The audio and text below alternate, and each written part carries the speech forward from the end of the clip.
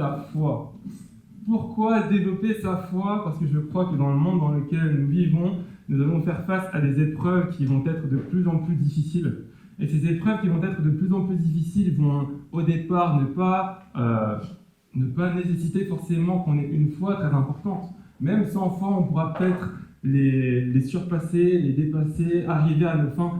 Mais à un moment donné dans notre vie, je crois que nous allons faire face à des défis qui demanderont à nous, en tant que croyants, d'avoir une foi qui nous permettra de les surmonter. Sinon, nous allons rester à un certain stade et nous n'allons pas continuer de progresser. Et j'aimerais justement, pour vous partager cette illustration, quelque chose qui va vous permettre vraiment de comprendre là où je veux en venir, vous partager un jeu. Et est-ce que quelqu'un a déjà joué à ce jeu? Est-ce que ça dit quelque chose à quelqu'un? Oui. Ce jeu, je ne savais pas comment il s'appelait, en fait ça s'appelle le Jenga. Ah, le Jenga, c'est ça. Et le Jenga, en fait, c'est un jeu tout simple. On a pas mal de 4 plats. Et en fait, le but du jeu, c'est de déplacer un 4 plats, le prendre, le saisir sans faire tomber la tour. Et ensuite, après, on le met en haut. Et puis, on continue de bâtir comme ça. C'est le joueur 1 qui joue. Il pousse un peu un 4 plats, là, sans faire tomber la tour. Il le prend, il le met au sommet. Et ensuite, le joueur 2, ainsi de suite, ainsi de suite, ainsi de suite. Et on arrive ensuite à des constructions vraiment qui dépassent notre entendement, qui sont vraiment loin de ce qu'on aurait pensé ou imaginé. Et dans ces moments-là, il est important de faire preuve de foi, et pas d'une petite foi, d'une très grande foi même. Et je crois que c'est pour ça qu'il est important, même dans notre vie, comme pour ce jeu, au départ, on n'a pas vraiment besoin de la foi, mais à un moment donné, on en aura réellement besoin. Et pour ça, j'aimerais justement faire passer une petite vidéo qui va nous permettre de comprendre à quel point on a besoin de cette foi pour développer notre foi et avancer dans la vie. Est-ce qu'on peut avancer la vidéo, s'il vous plaît?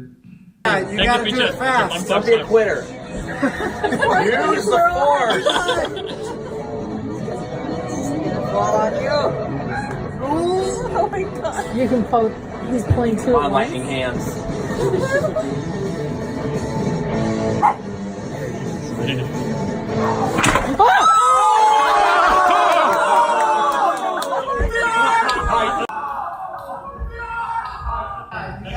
Ah, ok, on peut arrêter. Ok, donc comme vous avez pu le voir, ce gars-là, il avait besoin d'une sacrée dose de foi. Et je pense que dans notre vie aussi, on a besoin de cette sacrée dose de foi. Est-ce que vous êtes d'accord avec moi? Qui a envie de développer sa foi ce matin? Ok, et pour ce faire, on va passer par 3 étapes qui je crois sont toutes importantes. La première, c'est le fait d'obéir à Dieu. Ça c'est plus compliqué ça, déjà. Ça donne moins envie. Obéir à Dieu, rechercher à être plus intime avec Dieu et finalement privilégier la source, privilégier Dieu, ce qu'il nous dit. Donc on est parti dans notre premier point, obéir à Dieu. Alors qu'est-ce que c'est que l'obéissance? L'obéissance, c'est tout simple, c'est le fait de se soumettre à la volonté de quelqu'un, aux ordres, et tout simplement les exécuter. Donc, obéir à Dieu maintenant, qu'est-ce que c'est? Tout simplement se soumettre à Dieu, à ses ordres, et les exécuter. Et maintenant, je pense que vous savez tous où trouver la volonté de Dieu, où aller trouver ses ordres, où aller voir ce qu'il a envie que nous fassions. Tout cela, on le trouve où? Dans la parole. Très bien, dans la parole. Donc c'est simple d'obéir à Dieu en fait. Il suffit juste de lire la parole et d'appliquer ce qu'il y a dedans. Pourtant, on sait tous que obéir à Dieu, c'est pas si simple que ça finalement. Ce n'est pas si simple que ça. Ce n'est pas juste par notre simple lecture que nous allons pouvoir finalement appliquer ce qu'il y a dedans. Mais pourquoi? Pourquoi est-ce que c'est aussi compliqué? Parce qu'il y a aussi nous dans l'équation. Il y a aussi nos aspirations dans cette équation. Il y a notre volonté, ce que nous avons envie d'accomplir, d'achever. Et c'est là que ça devient compliqué. J'aimerais avec vous prendre un texte qui se trouve dans Matthieu, chapitre 26, versets 37 à 39, qui montre, lorsque Jésus était dans le jardin de Gethsémané, à quel point il était face à cette confrontation de faire soit la volonté de son Père, ou soit de faire sa volonté qui était de passer à côté de ce qu'il attendait à côté de cette crucifixion, mais qui pour autant est si importante pour nous. Alors je lis. Il prit avec lui Pierre et les 2 fils de Zébédée, et il commença à éprouver de la tristesse et des angoisses. Il leur dit alors, « Mon âme est triste jusqu'à la mort. Restez ici et veillez avec moi. » Puis, ayant fait quelques pas en avant, il se jeta sur sa face et pria ainsi, « Mon Père, s'il est possible que cette coupe s'éloigne de moi. Toutefois, non pas ce que je veux, mais ce que tu veux. » Dans ce passage, on se rend compte d'une seule chose, c'est que obéir à Dieu, ça demande des sacrifices. Et là, Christ, il était prêt à faire ce sacrifice. Il était prêt à aller jusqu'au bout. Et c'est pour ça que nous sommes ici ce matin. Parce que Christ a été jusqu'au bout. Et c'est pour ça que l'obéissance, c'est si compliqué. C'est parce que d'une part, lorsque nous décidons d'obéir à Dieu, lorsque nous décidons d'avancer, au départ, c'est tout simple. C'est juste de donner sa vie à Christ. Dieu est notre sauveur, tout va bien. Et puis à un moment donné, ça devient plus compliqué. Il faut que je lève à 6h du matin pour commencer à prier. Même moi, parfois, je suis même pas dedans. C'est compliqué, et pourtant, c'est ce que Christ nous demande, de faire des sacrifices, d'avancer et de lui obéir dans notre vie tous les jours. Et ici, Dieu, justement, ce qu'il a demandé à Christ, c'est de passer par la croix. C'est de faire ce sacrifice. Et est-ce que nous sommes prêts dans la vie de tous les jours à payer ce prix? Est-ce que nous sommes prêts à ça? Et je pense que c'est une des raisons pour lesquelles nous cessons d'obéir à Dieu. Je crois que c'est pour cette raison aussi que dans certains domaines de notre vie, nous ne faisons pas l'effort d'obéir à Dieu. Nous ne faisons pas l'effort parce que ça demande des sacrifices. Et lorsque nous ne faisons pas les efforts et que nous désobéissons, quelque chose d'autre prend place. Je pense que vous le voyez venir, mais lorsque nous n'obéissons pas à quelqu'un, nous obéissons finalement à quelqu'un d'autre. Lorsque nous vivons notre vie sur terre ici, nous ne sommes pas libres de nos faits et gestes. Lorsque nous obéissons à Dieu, nous sommes soumis à Dieu. Mais lorsque nous ne sommes pas soumis à Dieu et que nous pensons mener notre vie, notre train de vie, comme il nous convient de le vivre, finalement, nous nous trompons. Nous ne vivons pas comme nous aimerions le vivre, mais finalement, quelqu'un d'autre est là dans notre vie et prend la place de Dieu. Quelque chose d'autre vient dans notre vie et prend la place de Dieu. Et c'est à cette chose ou à cette personne que nous finissons par nous soumettre. Dans la vie, nous obéissons forcément à quelqu'un. Et j'aimerais poser cette question ce matin. À qui obéis-tu? À qui est-ce que tu obéis? Soit c'est à Dieu, soit c'est à quelqu'un d'autre. Ou à quelque chose d'autre. Et j'aimerais, pour illustrer tout cela, parler de Samson un peu avec vous. Je pense que la plupart d'entre vous connaissent Samson. Qui ne connaît pas Samson ici? Ok, tout le monde connaît Samson. Cool. Samson était un juge en Israël. C'était quelqu'un qui était doté d'une force surnaturelle qui était venue par Dieu. C'est Dieu qui lui a conféré cette force. Et cette force qu'il avait était censée lui permettre de libérer le peuple de l'oppression menée par les Philistins. Et alors que lui était justement revêtu de l'onction, de la force, alors que lui, il pouvait abattre 1000 Philistins à lui tout seul avec une mâchoire d'âne, ce que Dieu voulait pour sa vie, c'était qu'il libère le peuple. Et finalement, ce qu'il a décidé de faire dans sa vie, à un moment donné, il est tombé amoureux, et il a été ravagé par cet amour, et il a tout fait pour être auprès d'une certaine Dalila. Et cette Dalila a pris justement cette place que Dieu avait. À la place de se soumettre à Dieu, il s'est soumis à Dalila. Et il a commencé à aller vers elle et à la fréquenter. Mais à partir de là, on pourrait dire que tout va bien en vrai, en réalité. Que voilà, il est juste en couple avec quelqu'un. Mais le problème, c'est que Dalila, elle avait une autre volonté que celle de Dieu. Le problème, c'est que Dalila était en confrontation avec Dieu. Le but de Dieu pour la vie de Samson, c'était de lui conférer une force extraordinaire qui lui permettrait de libérer le peuple. Le but de Dalila, au contraire, c'était de connaître le secret de Samson pour enfin le livrer aux Philistins et empocher une grande somme d'argent. C'était de le rendre vulnérable, de le rendre faible.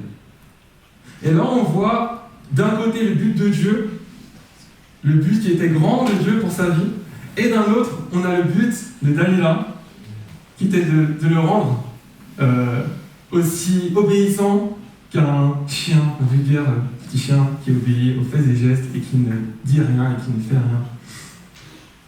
Et du coup, ce qui se passe avec Samson, c'est qu'il va rentrer dans ce petit jeu avec Dalila, se rapprocher d'elle, coucher chez elle, ainsi de suite. Et Dalila, elle a vraiment cet objectif de connaître son secret parce que les Philistins lui ont promis une grande somme d'argent. Et à un moment donné, on peut lire dans Juges, au chapitre 16, versets 16 à 17, la chose suivante. Comme elle était chaque jour à le tourmenter et à l'importuner par ses instances, son âme s'impatienta à la mort. Il lui ouvrit tout son cœur et lui dit : le rasoir n'a point passé sur ma tête, parce que je suis consacré à Dieu dès le ventre de ma mère. Si j'étais rasé, ma force m'abandonnerait, je deviendrais faible et je serais comme tout autre homme. Ici, dans ce texte, il y a quelque chose qui m'a réellement frappé. Au-delà du fait que Samson a décidé de se livrer à Dalila, il y a quelque chose qui m'a marqué et qui m'a fait penser à Jésus dans ce texte. Vous vous souvenez tout à l'heure, je vous ai parlé de Matthieu 26, versets 37 à 39, et où il était écrit que Jésus-Christ avait son âme qui était triste jusqu'à la mort. Et dans le texte, dans Juges 16, versets 16 à 17, on peut lire que Samson, lui, avait son âme qui s'impatienta à la mort. Là, dans ce texte, on voit très bien qu'il y a des sacrifices à faire. Que tu souhaites obéir à Dieu, ou obéir à quelqu'un d'autre, c'est-à-dire d'obéir à Dieu, tu auras finalement des sacrifices à faire. Et moi, j'aimerais t'encourager ce matin que tu puisses faire des sacrifices qui sont bons du côté de Dieu. Et non des sacrifices en dehors de Dieu. J'aimerais que tu puisses payer le prix pour Dieu. Et non payer le prix pour quelqu'un qui n'en vaut pas la peine. Pour quelque chose qui n'en vaut pas la peine. Obéis à Dieu. Ne fais pas des sacrifices en vain pour quelqu'un d'autre. Et dans ce texte, on peut voir aussi une autre chose, c'est que Samson, il a donné son point faible à Dalila. Il a donné son point faible à Dalila. Il lui a dit, là, mes cheveux, tu vois mes cheveux, si tu les rases, j'ai plus de force. Je n'ai plus de force, je n'ai plus rien.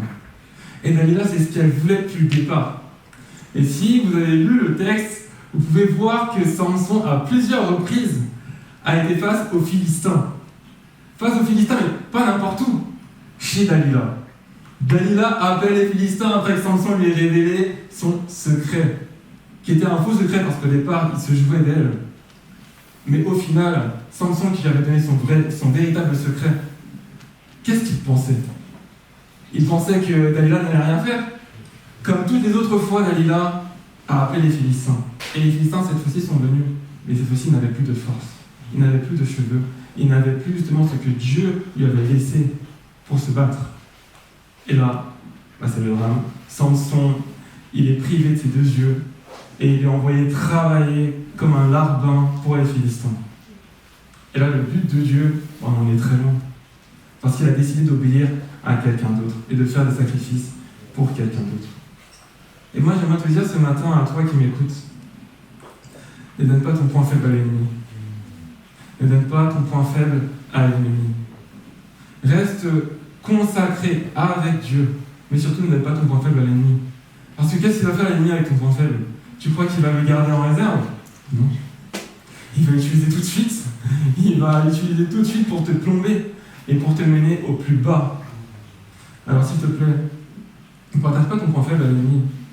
Si tu vois des gens à ton travail qui ont juste envie de te voir au sol, par terre, ne leur dis pas ce qui ne va pas dans ta vie. Je sais pas, sois un peu intime avec ce qui se passe, avec tes problèmes. Si tu es là dans ta vie et que tu es en difficulté avec Dieu, que tu ne sais pas du tout où est-ce que tu en es, et tu te dis, mais est-ce que finalement Dieu existe et que tu doutes même de tout ce qu'il a fait dans ta vie ? Ne va pas commencer à dire ça à quelqu'un qui est athée, un profond athée, et qui va finalement te faire chuter dans ta foi. j'aimerais t'encourager ce matin. T'encourager à garder les yeux rivés justement sur notre Dieu et continuer de lui obéir et faire les sacrifices qui sont nécessaires pour qu'on puisse tous ensemble justement développer notre foi. Dis avec moi, développe ta foi. Ok, super.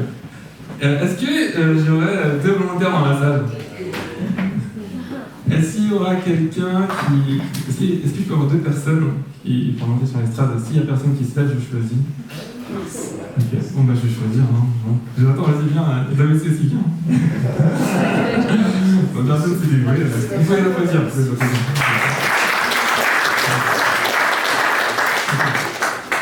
Donc, justement, dernièrement, j'étais en vacances et tout, et je demandais un peu une illustration par rapport à l'obéissance. Attends, mets-toi un petit peu plus loin. Ah, peut-être. Ouais, voilà. Là aussi, je vois que tu as joué le bon rôle, c'est bien ça. Ouais, ok.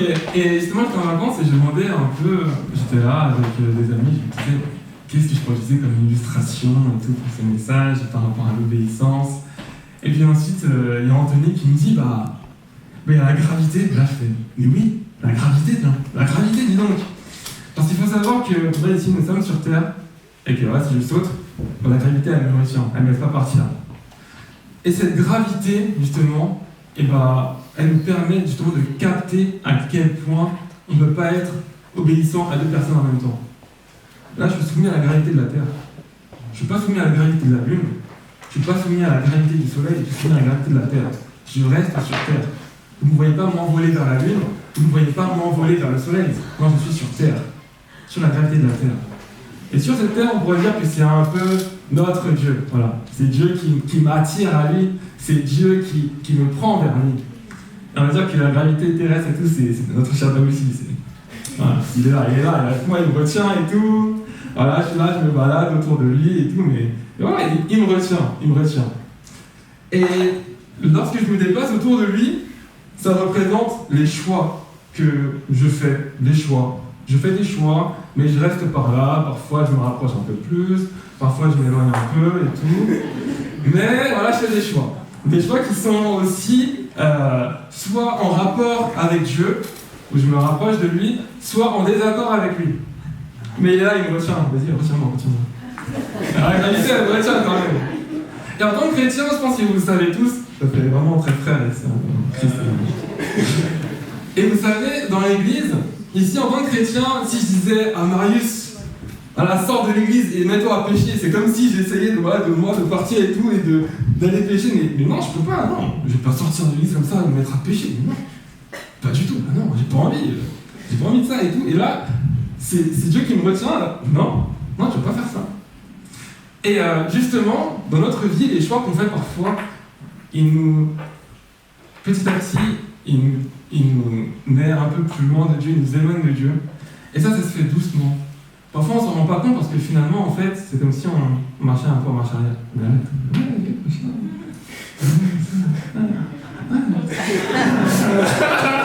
Et là, déjà, on a déjà lâché la main de Dieu. Et ce qu'on pourrait se dire, c'est que je suis libre finalement de faire ce que je veux. Mais lorsque on quitte l'attraction terrestre, qu'est-ce qui nous attrape finalement? L'immense soleil. Wow, l'immense soleil.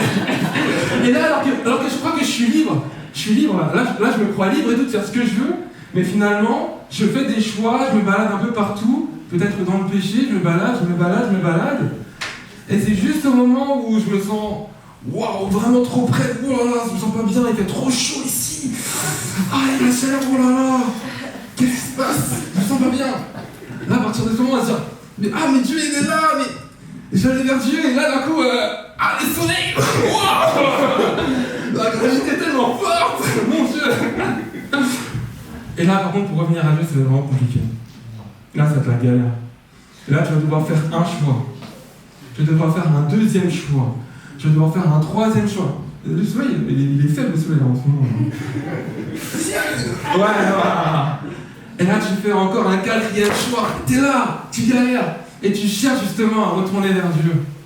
Et c'est très difficile. Mais une fois que tu regagnes à peu près l'orbitre terrestre et tout, Il y a Dieu qui t'envoie un truc. Et là, par Jésus-Christ, et t'es libéré, gros. T'es libéré. Et là, à nouveau, tu peux marcher, c'est pas les choix vers le soleil, non, reste vers Dieu. Reste près de Dieu. Fais des choix qui sont justement basés sur ta foi. Des choix qui sont basés sur Dieu. Vous pouvez les applaudir pour ça.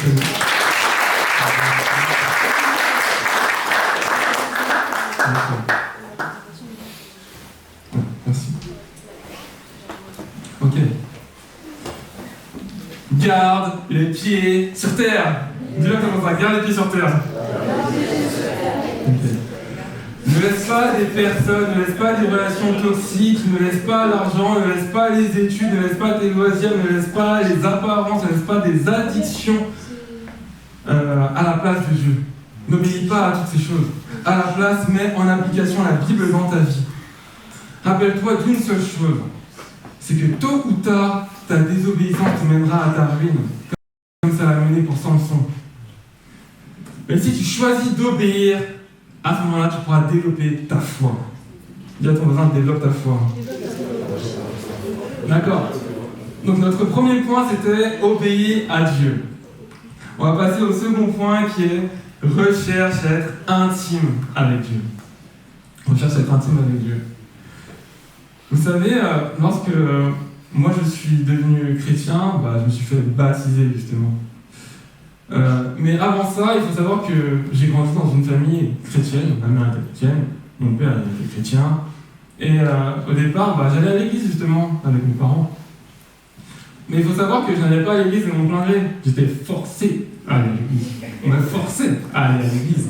Le matin, je ne me réveillais pas. Ma mère me réveillait. Ma mère me disait, tu mets ça, moi je vais rien mettre. Et on partait à l'église. Et on y allait. Que je le veuille ou non, on y allait.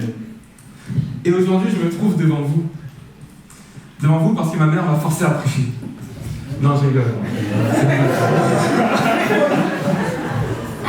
C'est une blague. Ok, non. Je me retrouve devant vous aujourd'hui parce qu'un jour, vous n'allez plus à l'église parce que ma mère me forçait à y aller. J'allais à l'église parce que j'ai décidé de me rapprocher de Dieu, parce que je voulais justement avoir cette relation personnelle avec lui. J'étais plus basé sur ma mère, plus basé sur mon père. Ma fondation n'était ni ma mère, ni mon père, ni mes parents. Ma fondation était Jésus-Christ. Ma fondation était Jésus-Christ. Et parce que j'avais Jésus-Christ en tant que fondation, j'ai décidé d'avancer là-bas. Et ce qui faisait que parfois j'allais à l'église, mes parents n'y étaient pas. Parce que j'étais décidé d'aller suivre mon Dieu. Alors qu'il pleuvait, parfois je me rappelais et tout. Là, cette fois-ci, c'était pas ma mère qui me traînait du lit. C'était ma mère il pleuvait, il faisait pas beau, on allait à l'église à vélo parfois. Et finalement, je me retrouve à prendre mon vélo tout seul et aller à l'église. Parce que j'avais envie de vivre une relation personnelle avec Dieu. Vous savez, à l'église, on est entouré justement de plusieurs personnes. Mais en aucun cas, ces personnes ne doivent être justement notre fondation.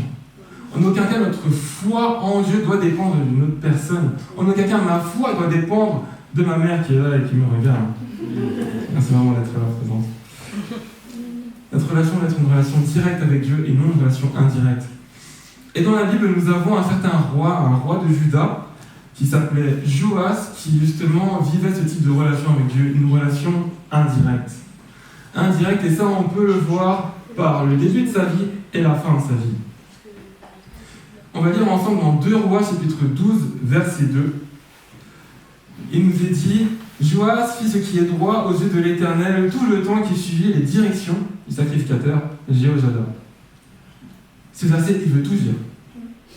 Il a grandi, il a suivi une certaine instruction par un prêtre qui s'appelait Jéhojada, et ce gars-là, tant qu'il était vivant, il lui instruisait de bonnes choses. Il disait au roi, voilà, avec Dieu, c'est comme ça que ça se passe, il faut faire ci, il faut faire ça. Et sa présence lui rappelait constamment qu'il devait faire attention à ce qu'il faisait.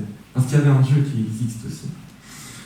Mais notre cher Joas, lorsqu'il a pris la mort de ce sacrificateur, de ce prêtre, qu'est-ce qu'il a fait? Il s'est détourné de Dieu. Il s'est détourné de Dieu, et en se détournant de Dieu, il a perdu justement ce que Dieu lui avait promis. Et il a perdu justement toutes ses bénédictions. Mais pas tout de suite. tôt ou tard, ça arrive. Mais pas maintenant. Au départ, c'est toujours tranquille.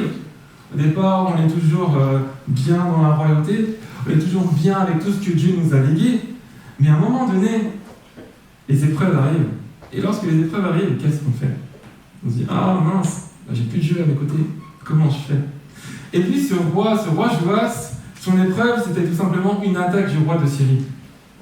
Une attaque du roi de Syrie. Et ce roi de Syrie, lorsqu'il est arrivé tout près de chez lui, il s'est dit, ce pauvre roi, oh là là, qu'est-ce que je vais faire? Je vais prendre toutes mes richesses et je vais lui donner toutes mes richesses. Ça, il ne m'attaquera pas. Et c'est ce qu'il a fait. Il lui a donné toutes ses richesses. Mais en plus de lui donner toutes ses richesses, il s'est dit, tiens, ça ne va pas suffire. Je vais aller dans le temple de mon ex-dieu, voilà. Et je vais aller prendre toutes les richesses, tous les trucs, toutes les réserves d'or, tous les trésors, tout ça, je vais les prendre et je vais les donner aussi au roi de Syrie. Et qu'est-ce qu'il a fait le roi de Syrie? Je me mets dans sa peau, tout, je me mets à sa place. Le roi de Syrie arrive, comme ça. Oh bah, j'ai tout, j'ai tous les trésors. Là-bas, il n'y a plus rien. Bah, je prends tout ici, j'en renvoie chez moi. C'est exactement ce qui s'est passé. Le roi de Syrie, il a pris tous les trésors qu'il a pu prendre et il est rentré chez lui. Il n'avait plus de raison d'attaquer. Il n'avait plus de raison d'attaquer, il avait tout. Et je pense que nous, parfois, en tant que chrétiens, on est peut-être un peu pareil. Si on désobéit à Dieu, on est là, on vit notre vie tranquillement, et tout à coup, il y a une épreuve. Et à ce moment-là, bah, on n'hésite pas à se corrompre. On n'hésite pas tout simplement à donner tout ce qu'on a. Et même, on donne ce que Dieu nous a donné. Et même, j'ai envie de dire que si parfois on désobéit à Dieu, je pense que l'ennemi, il peut aussi nous dépouiller de la sorte. Par exemple, le roi de Joas, lui, il a pris les trucs, les trésors du temple pour les donner justement au roi de Syrie.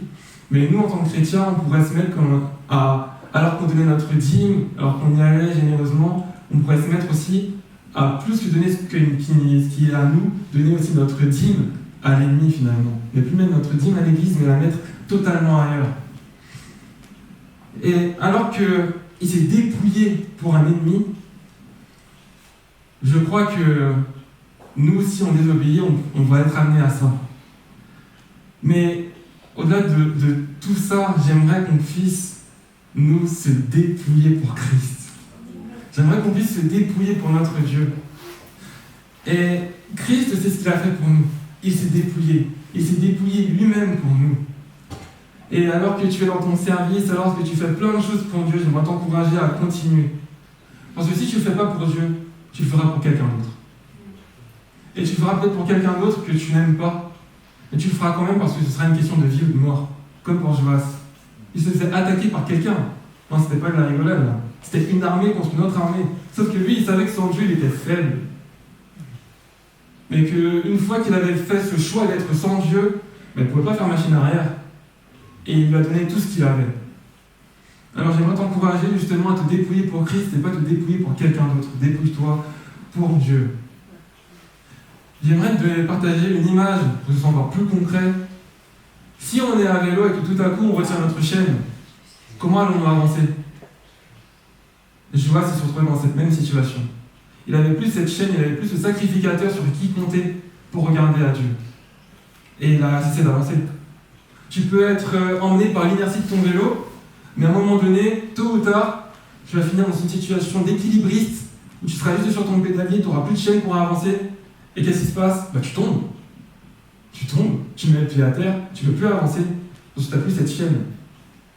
Nous ne sommes pas amenés à avoir des chaînes, nous ne sommes pas amenés à avoir des fondations qui ne sont pas Christ, mais nous sommes amenés à être basés sur Christ et ne pas être censés fonctionner avec cette chaîne justement. Nous sommes censés fonctionner sur Christ, basés sur Christ et non sur quelqu'un d'autre. Alors j'aimerais t'encourager, alors qu'on vit des vies à 100 à l'heure, des vies qui ne cessent d'être bousculées par un événement ou un autre, j'aimerais t'encourager à passer un temps régulier avec Dieu. Que ce soit 5 minutes, que ce soit 10 minutes, que ce soit 1 heure pour les plus courageux. Je ne dis pas juste annuellement, je te parle de tous les jours. Et que tous les jours 1 minute, c'est mieux que toutes les semaines juste 10 minutes. C'est mieux que toutes les semaines 1 heure. C'est tous les jours tous les jours, passe un temps avec Dieu. À la place de te dire, tiens, je vais me réserver peut-être 3 jours dans l'année où je vais juste jeûner, prier, être avec Dieu. Et tout le reste de ton année, tu fais rien. J'aimerais t'encourager à passer au moins 5 minutes par jour avec Dieu. Ou sinon 3 minutes, ou même la lecture d'un seul verset, où tu te poses un peu et tu te dis, ok, qu'est-ce que tu veux me dire? Qu'est-ce que tu veux me dire, Dieu, par ce verset? Tu ne peux pas mener ta vie chrétienne sur quelqu'un d'autre. Tu dois être basé sur Christ. Entretenir une relation personnelle et directe avec lui. Une relation directe avec lui. Rappelle-toi d'une chose, c'est que tôt ou tard, ta désobéissance te mènera à ta ruine. Comme pour Samson, comme pour Joas, cette désobéissance les a menés à leur ruine, à leur perte. Mais si tu choisis d'obéir, tu pourras développer cette foi justement que Dieu a mis en toi. Et tu pourras surmonter les épreuves qui t'attendent. Est-ce que ça va? Yes. Ça va toujours, vous suivez? Oui. On a vu ensemble, premièrement, obéir à Dieu. Deuxièmement, on recherche à être intime avec Dieu. Et maintenant, on va voir notre troisième point. Privilégie la source. Privilégie la source.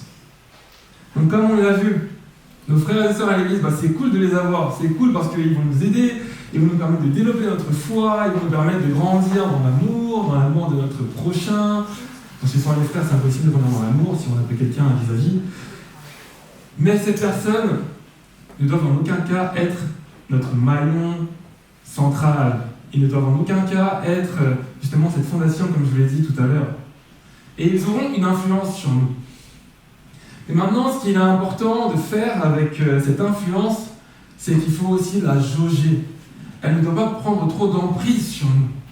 Parce que nous avons, je vous rappelle, une relation directe avec Dieu. Elle ne doit pas être indirecte.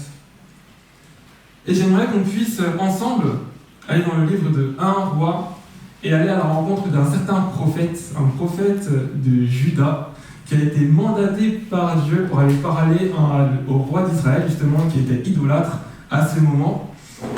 Et ce roi de Juda, justement, lorsqu'il a apporté la parole au roi d'Israël, il savait très bien que Dieu aussi lui avait dit ne surtout pas s'arrêter pour manger, ne surtout pas justement boire de ce que quelqu'un lui donnerait, et ainsi de suite, mais qu'il devait retourner par un autre chemin pour retourner en Juda. Du coup, je vais vous lire le passage, il se trouve dans 1 Roi, chapitre 13, verset 9. Et dans ce passage, on peut lire la chose suivante. En effet, le Seigneur m'a ordonné ceci. Tu ne mangeras rien, tu ne boiras rien, et pour rentrer chez toi, tu passeras par un autre chemin que celui que tu auras suivi pour aller à Bethel. Il va demander de passer par un autre chemin. Ce qu'il a fait le roi lorsqu'il a vu le prophète, parce que le prophète lui a annoncé la parole que Dieu avait délivrée justement pour ce roi.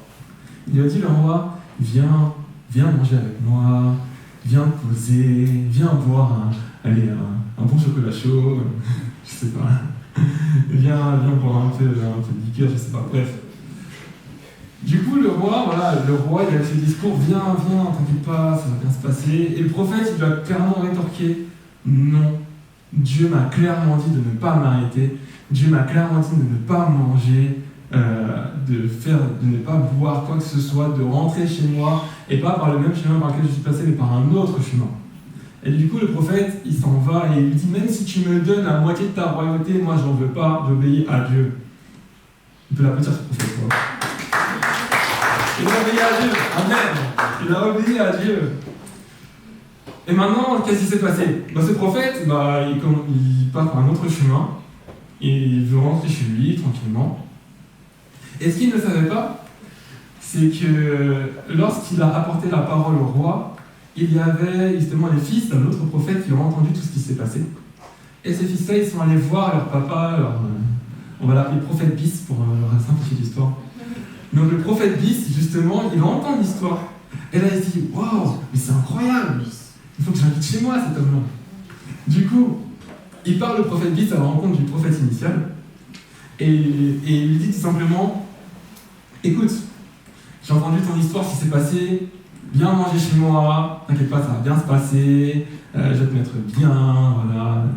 Petit soin, petit oignon, t'inquiète pas, tout va bien se passer. Et le prophète, il lui dit clairement, non, écoute, Dieu m'a dit, il ne faut pas que je m'arrête. Il ne faut pas que j'aille manger ou boire chez quelqu'un. Il faut que je rentre chez moi, mais par un autre chemin. Et vous savez ce qu'il a répondu l'autre prophète, le prophète Bis? Il lui a dit clairement, écoute,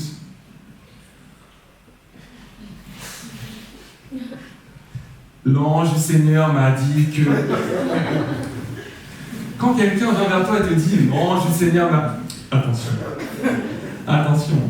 Il lui a dit, l'ange du Seigneur m'a dit, tu devais aller manger chez moi. Il a dit ça. L'ange du Seigneur m'a dit, tu dois manger chez moi, je le sens. Tu dois venir manger chez moi. Et du coup, ce qui se passe après ça, c'est que le prophète il dit, ah bon, ah bah, Dieu m'a pas dit. Il m'a pas dit Dieu. Bah moi j'ai faim mon frère, c'est ce que je vais changer d'avis pour récompenser. Allez, on va aller manger, on va se mettre bien, on va aller manger. Ok, du coup les deux prophètes ils vont manger ensemble. On va manger ensemble, tout va bien, les frères et tout en Christ, tout ça. Et du coup, ils mangent. Et vous savez, quand j'ai lu cette histoire, je me suis vraiment dit non mais... Je sais pas comment le dire correctement, du coup je vais pas le dire. Ok, imaginez la scène. Les deux prophètes ils sont en train de manger ensemble. Et maintenant on va lire ensemble dans Roi 13, versets 21 à 22, ce qui s'est passé. Le prophète Bis, regardez ce qu'il a fait. Alors, le prophète parle de... excusez-moi, je recommence. Alors le prophète parle de la part du Seigneur à l'homme de Dieu venu de Juda, le prophète initial. Donc là, le prophète Bis, il reçoit une parole de Dieu et tout. Cette fois-ci, ce n'était pas un mensonge, il a vraiment reçu une parole de Dieu. Et regardez ce qu'il lui dit à ce prophète qui était censé partir par un autre chemin. Tu as désobéi au Seigneur. Tu n'as pas respecté l'ordre que le Seigneur ton Dieu t'avait donné. Tu es revenu à Bethel pour manger et pour boire. Avec le prophète, avec celui qui est en train de parler. Bon, écoutez bien. Pourtant, le Seigneur te l'avait interdit. Eh bien, à cause de cela, tu vas mourir. Et on ne mettra pas ton corps dans le tombeau de tes ancêtres. Mais vous vous rendez compte de ce qui se passe? Vous vous rendez compte de la dinguerie?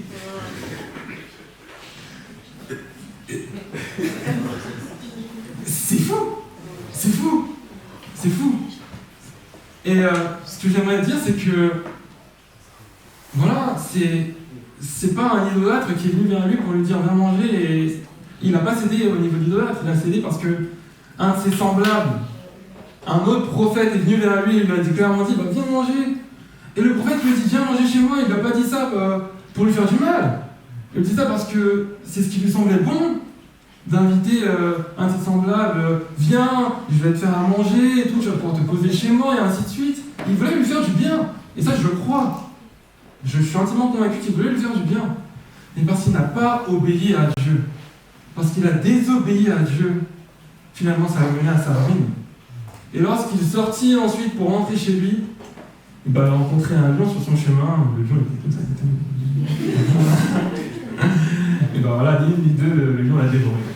Voilà, le lion l'a dévoré. Le lion a dévoré le prophète. Et moi, quand j'ai lu cette histoire dernièrement, j'étais là en train de me dire, mais c'est pas possible. Et même, c'est juste une folie de se dire que Dieu il a utilisé le prophète qui avait menti pour justement dire que t'as désobéi. Lisez cette histoire. Lisez-la, vous allez vous rendre compte de à quel point c'est fou. C'est dans 1 Roi, chapitre 13.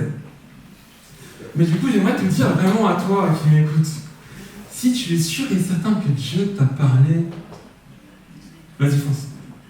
Les autres, tu les entends, tu les vois, fonce. N'écoute pas, fonce. Et j'aimerais justement parler de Pierre, l'attitude qu'il a eue lorsqu'il a eu une certaine vision. Il avait eu une vision lorsqu'il était, l'heure de manger à peu près, il voyait certaines bêtes et tout, et puis à un moment donné, il disait que tu peux pas manger de ça parce que c'est impur. Et Dieu lui disait mange, et il s'est repris à 3 fois pour lui dire de manger lorsqu'il avait une vision, et il lui disait non, c'est impur. Bref, notre Pierre, il était un peu confus. Et à un moment donné, justement, on peut lire dans Actes chapitre 10, versets 19 à 20, la suite, justement, de cette histoire. Donc Pierre était encore en train de réfléchir au sujet de la vision, quand l'Esprit lui dit, écoute, il y a 3 hommes qui te cherchent, debout, descends et pars avec eux sans hésiter, car c'est moi qui les ai envoyés. Donc notre Pierre là, il était tout confus, mais Dieu lui a clairement parlé, il savait que c'était Dieu qui lui parlait, que le Saint-Esprit lui parlait, et à ce moment-là, il s'est dit, bon, il faut que j'y aille, et les autres disciples et tous les autres apôtres, bon, je les calcule pas, il faut que j'y aille tout de suite. Et là, lorsqu'il ouvre la porte, il y a justement ces 3 hommes qui viennent pour le chercher. Et ces 3 hommes lui ont dit, oui, un ange nous a dit qu'il fallait que tu viennes avec nous. Pierre n'est pas parti parce qu'il a entendu ces 3 hommes qu'un ange lui avait dit qu'il fallait qu'il parte. Pierre est parti parce que Dieu lui avait clairement dit de partir. Et du coup, il est parti. Et moi, j'imagine la scène. Imaginons que Pierre, après avoir reçu cette parole de l'Esprit, descende et dit aux autres apôtres, écoutez, on fait un rassemblement général, voilà, j'ai reçu quelque chose de la part de Dieu, qu'est-ce que je dois faire? Je vous spoil déjà un petit peu. Lorsque Pierre va faire son retour, ils vont lui adresser des reproches. Parce qu'il est parti envers des païens, il était parti vers des personnes qui n'étaient pas juives. Et là, je pense que si Pierre il était descendu, il avait demandé à tout le monde, oui, Jean, t'en penses quoi de cette affaire? Jean il m'a dit, bah non, tu vas pas chez des non-juifs, tu vas pas aller manger chez eux. Non, c'est pas possible. Et tous les autres, ils auraient aussi supporté les avis des autres disciples, et finalement Pierre, il serait peut-être dégonflé, il n'y serait pas allé. Mais alors que Pierre, il avait reçu cette direction, il a décidé d'y aller, et de ne pas se concerter avec les autres. Et ça lui a permis de voir Dieu à l'œuvre dans la vie de païens, dans la vie de non-juifs. Ça a permis de voir l'Esprit se manifester au travers de la vie de ces personnes. Et lorsque Pierre finalement est revenu, il a pu annoncer aux disciples ce qui s'est passé. Et ces disciples au départ, qui lui adressaient des reproches, finalement ont commencé à louer Dieu. Louer Dieu pour tout ce qu'il a pu accomplir avec des païens, avec des personnes qui n'étaient pas juives.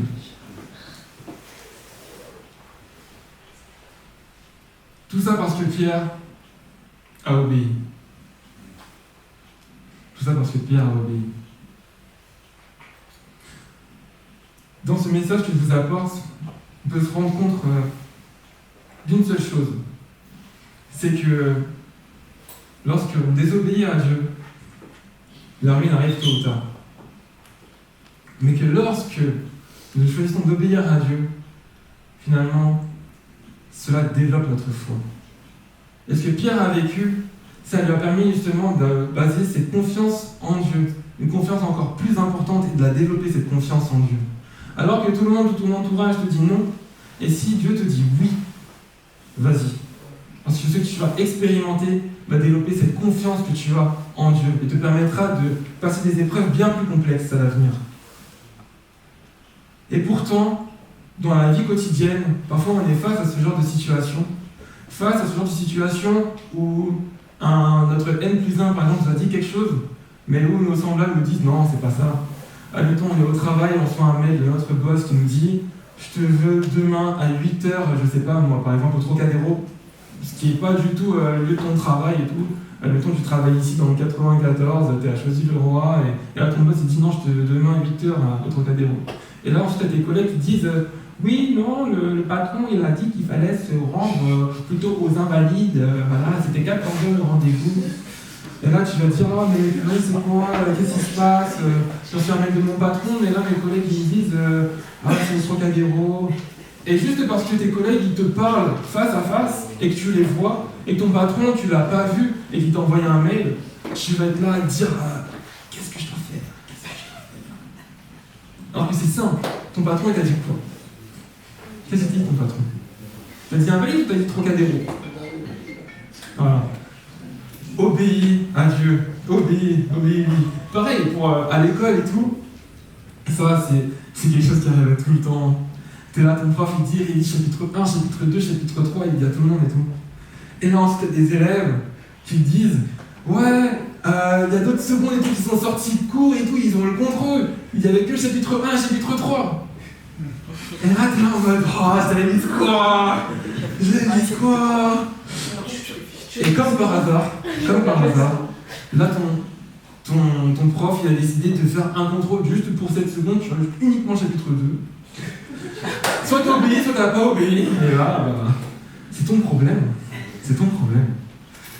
Donc j'aimerais t'inviter, dans ta vie de tous les jours, à ne pas prendre pour argent comptant ce qu'on te dit à l'église. Par exemple, je te donne mon message. Éprouve-le. Va dans la Bible. Regarde toutes ces histoires. Ne laisse pas quelqu'un prendre plus de place que ta relation personnelle entre toi et Dieu. Garde cette relation directe entre toi et Dieu. Et bien sûr, tes frères et sœurs, ils sont là pour t'aider à grandir et toutes ces choses. Mais ils ne sont pas là pour prendre justement cette place. Tu n'es pas censé avoir ton frère ou ta sœur qui est l'unique moyen par lequel tu connais Dieu. Tu ne peux pas. C'est pas possible. Si tu vois des frères ou des sœurs en Christ et tout, qui te font des vidéos sur les réseaux et tout, ne prends pas pour argent comptant ce qu'ils disent. Vérifie. Regarde à ta Bible. Donc, pour terminer, j'aimerais vraiment te dire, encore une fois, je te le dirai pour la dernière fois cette fois-ci, c'est que la désobéissance te mènera tôt ou tard à ta ruine. Mais que ton obéissance envers Dieu, au contraire, te permettra de développer ta foi. Et là, en cette fin de matinée, j'aimerais te faire un appel qui est tout simple. Si dans ta vie, tu sais qu'il y a certaines zones d'ombre où tu n'obéis pas à Dieu, j'aimerais t'encourager aujourd'hui à prendre une décision ferme et te mettre à obéir à Dieu dans ce domaine. Et j'aimerais que si c'est toi, si tu te reconnais dans ces situations de désobéissance dans un domaine de ta vie, j'aimerais t'inviter à te mettre debout. Maintenant. Si tu te reconnais et que tu as envie de faire ce pas, si tu as envie justement de développer cette foi et de ne pas t'attendre au dernier moment à ta ruine, j'aimerais t'inviter à te mettre debout en cet instant.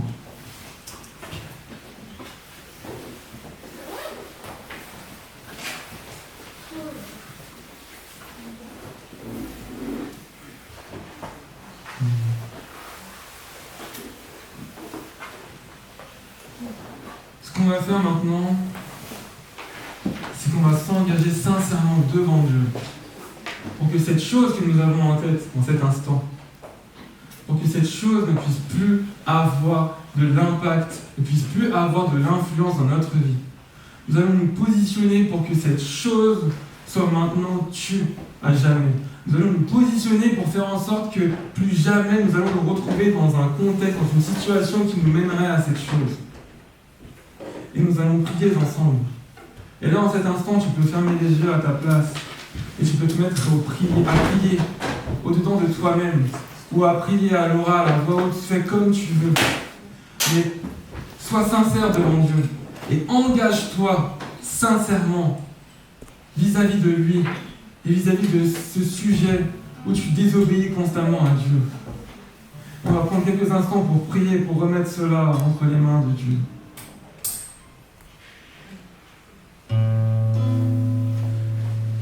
Seigneur, je te remercie pour ce message que tu m'as donné. J'espère que c'est quelque chose de compliqué de t'obéir.